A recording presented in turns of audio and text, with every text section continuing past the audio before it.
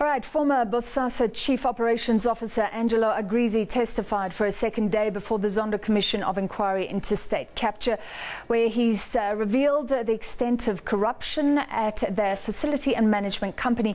Remember, BOSASA was eyeing contracts with the state, and he said to do that, they were bribing officials left, right and centre. For more, we're joined by SABC senior political reporter Mzwandile Mbeje.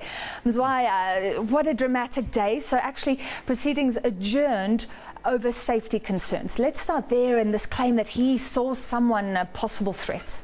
Absolutely. You know, when we returned from break after 11, he asked to address the judge, basically saying yesterday he saw people that he worked with in BOSASA, someone who was a former policeman, so who was there with an expired badge. So, I mean, as someone who is involved in security, obviously that raised alarm bells to say, well, so his life is not, is in danger. Remember, he's been getting death threats all along.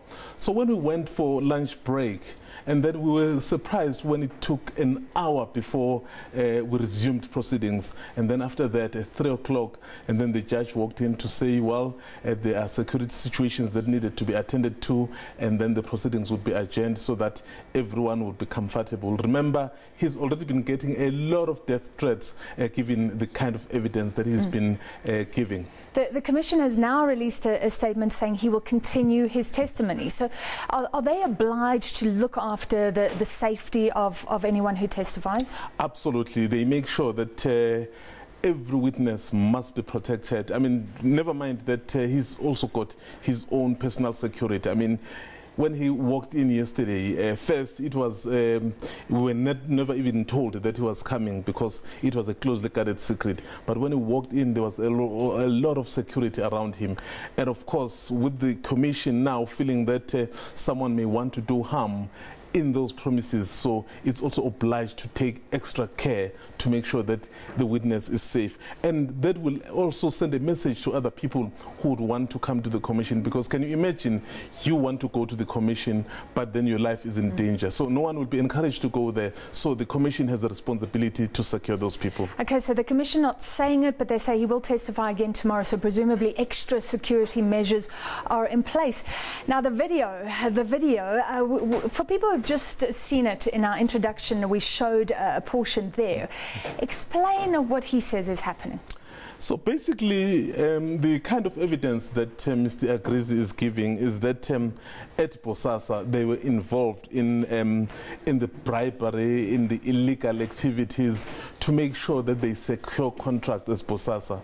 So those kind of videos that you are seeing, so which he commissioned one of his former CFO to say, you know, because there may be people who may not believe what I say. In fact, they will actually accuse me.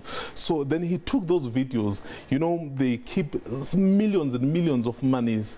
I mean, he was even saying they pay people about 6 million rand a month. So those videos were basically illustrating the kind of activity that they do. I mean, you could see the CEO of BOSASA, he is the one counting the money. So he actually is saying that is what they used to do.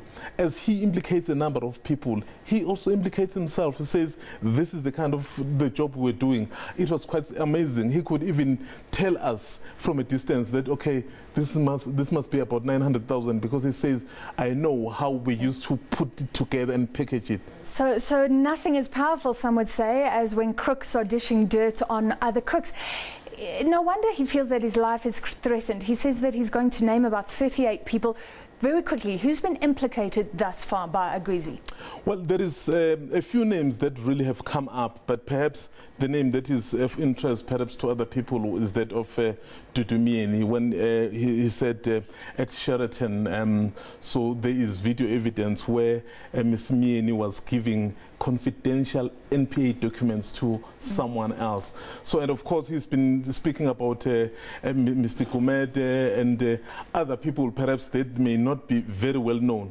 But what we have been made to believe is that there is still a number of people that are going to be named, people that perhaps we know, because they are saying high-ranking officials. So many worried perhaps right now. Thank you very much. Mzwandile Mbeje will follow the Zondo Commission of Inquiry into state capture, and more to come after 7.